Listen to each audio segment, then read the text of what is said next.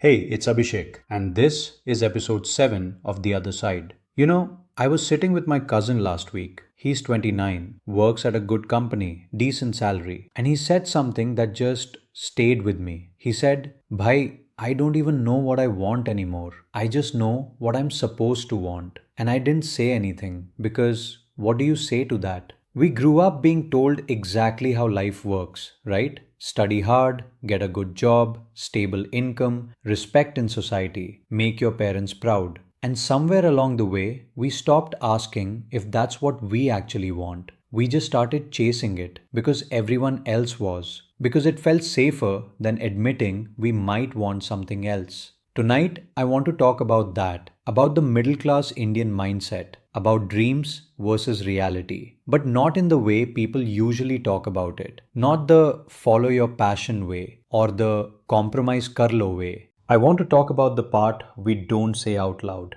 the part where you're not sure if you even have dreams anymore, or if you do, you're too tired to care. So, if you're listening to this late at night, maybe lying in bed, maybe scrolling through your phone trying to avoid thinking, this one's for you. Let me tell you what it feels like first. It feels like you're always a little disappointed. Not in a dramatic way, just this low hum of dissatisfaction that never really goes away. You have a job, maybe a decent one. You're doing okay. Your parents are relieved. Your relatives nod approvingly when they hear what you do. But inside, there's this question you keep pushing down. Is this it? And you feel guilty for even asking because you know people have it worse. You know your parents sacrificed so much just to get you here. You know there are people who'd kill for the stability you have. So you stay quiet. You wake up, you go to work, you come home, you scroll, you sleep. And somewhere in between, you wonder when life became so small. Not bad, just small. And the thing is, nobody prepared us for this feeling. We were prepared for struggle. We were told, work hard, suffer now, and later it'll all be worth it. But nobody told us what to do when you get there,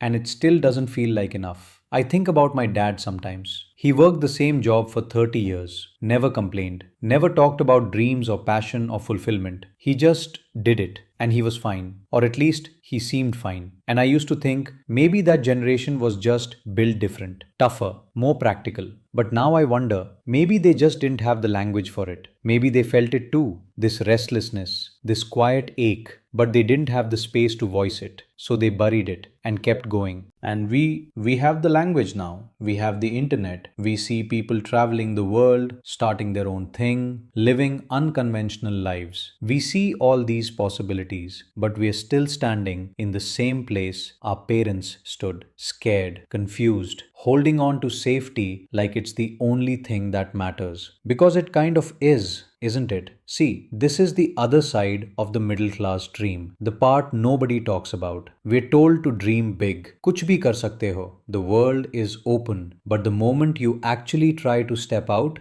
reality crashes down. The EMIs, the rent, the responsibilities, the fact that your parents are getting older and you're supposed to take care of them, the fact that one medical emergency could wipe out everything you've saved. So you stay, not because you don't have dreams, but because dreaming feels irresponsible. And I think that's the real tragedy. Not that we gave up on our dreams, but that we learned to see them as selfish.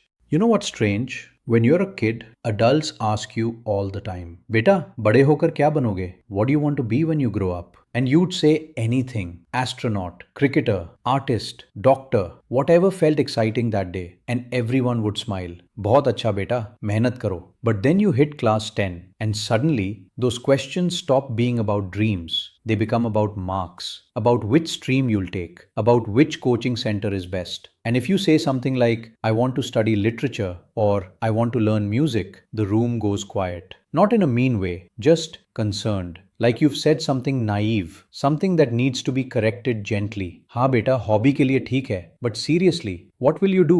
And that's when it starts. That's when you learn. Dreams are hobbies. Reality is something else, something practical, something safe. I remember this kid from my building. He used to play the guitar and he was good, like really good. People would stop in the evening just to listen when he practiced on his balcony. And he wanted to study music. He wanted to go to a music college, learn properly, maybe teach. maybe perform. But his parents, they weren't having it. Not because they were cruel, but because they were scared. They'd seen people struggle, they'd struggled themselves, and they couldn't watch their son choose that path. So he took engineering, like everyone else. And you know what's sad? He still has the guitar. It's in his room, but he doesn't play it anymore because every time he picks it up, it reminds him of what he gave up. So now it just sits there, collecting dust. And I think that's the middle class story, isn't it? Not that we don't have dreams, but that we have these rooms inside us full of things we gave up, things we don't touch anymore because it hurts too much. And we tell ourselves it's fine, it's practical, it's responsible. But late at night, when you're alone with your thoughts, you can't help but wonder, what if I had tried? What if I had been braver? What if? And then there's the other version, the people who did try, who took the risk, who said, I'm going to chase this dream no matter what. And you know what? Most of them struggled. Some of them failed. Some of them had to come back and take that stable job anyway. And everyone around them said, Dekha, we told you, should have listened. But here's the thing, even the ones who failed, when you talk to them, there's something different about them. They don't have that same regret in their eyes, that same what if. They tried, they know. And even if it didn't work out, at least they know. And that's the choice, isn't it? Between the safety of not trying and the peace of knowing you tried. And I don't know which is worse, the regret of trying and failing, or the regret of never trying at all. I really don't know. I think about my own life sometimes, the things I wanted when I was younger, the person I thought I'd become, and I look at who I am now. And it's not bad, it's really not. I'm doing okay, I have stability, I have people I care about, but there's this gap between who I am and who I thought I'd be. And I don't know what to do with that gap. Do I grieve it? Do I accept it? Do I try to close it even now? Or do I just live with it? This permanent ache,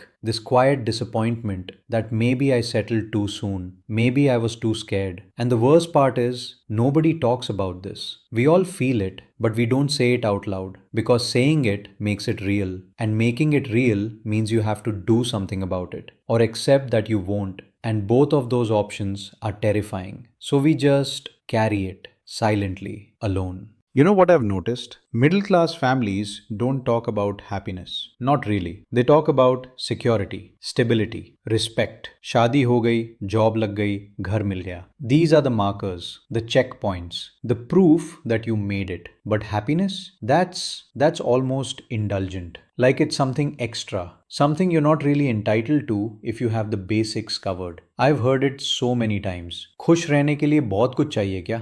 सब ठीक तो है ना? तो बस खुश रहो. Everything is fine, so just be happy. As if happiness is a switch you can flip. As if wanting more, feeling more is somehow ungrateful. And maybe that's why so many of us are stuck. Because we were never taught to ask, am I happy? We were taught to ask, am I stable? And those are two very different questions. But by the time you realize that, you're already in too deep. You have responsibilities, people depending on you, a life built around that stability. And changing course feels impossible. I was talking to someone recently. She's 32. Good job, decent savings, parents are proud. And she told me, Abhishek, I feel like I'm living someone else's life, like I'm playing a role, and I don't know how to stop. And I asked her, whose life is it? And she said, I don't know. Maybe my parents, maybe society's, maybe just the expected one, but not mine. And I think that's the scariest part, when you realize you've been living on autopilot, following the script, and you don't even remember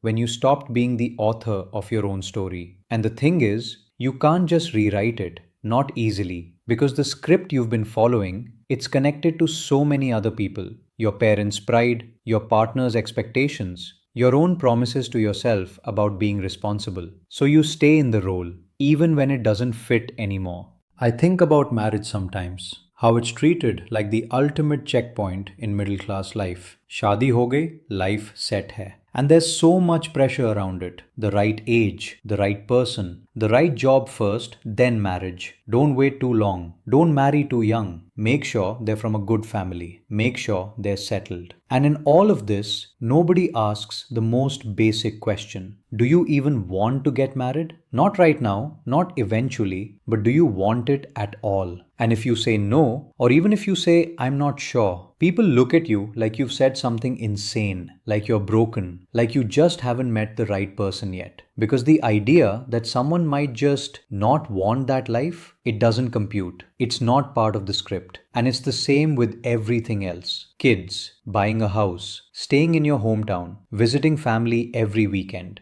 These aren't choices, they're expectations. And if you don't follow them, you're the problem. You're selfish, immature, confused. And maybe you start believing it. Maybe you think, yeah, maybe I am confused. Maybe I should just do what everyone else is doing. They seem fine. Maybe I'm overthinking. But you're not overthinking. You're just thinking. And that's not allowed. Not really. I want to tell you something. And I don't know if this will help or make it worse. But I think we're living through something our parents didn't. A clash between the old world and the new one. They grew up in a world where there was one path, and if you followed it, you'd be okay. You'd have a life, maybe not perfect, but stable, predictable. And we grew up being told the same thing. But we also grew up with the internet, with exposure to different lives, different possibilities. So now we're stuck. One foot in the old world, one foot in the new. And we're being torn apart by the gap between them.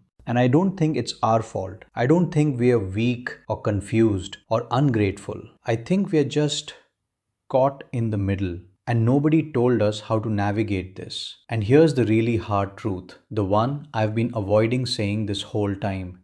Maybe there's no right answer. Maybe some of us will choose safety and live with the regret. And maybe some of us will choose the dream and live with the struggle. And maybe both will look at the other and wonder if they made the wrong choice. Because that's life, isn't it? You choose one path and the other one becomes the what if forever. And I think the only way through this is to stop pretending there's a perfect answer. Stop waiting for clarity that might never come. Maybe you just have to choose, knowing it won't be perfect, knowing you'll regret parts of it no matter what. And then you have to live with it fully, not half in, half out, not constantly looking back, not torturing yourself with what ifs, just committing to whatever you chose and making peace with it. But I know that's easier said than done, because making peace with your choices means accepting that you'll never know what the other path held. And that's terrifying. And some days you won't be at peace. Some days it'll all feel like a mistake.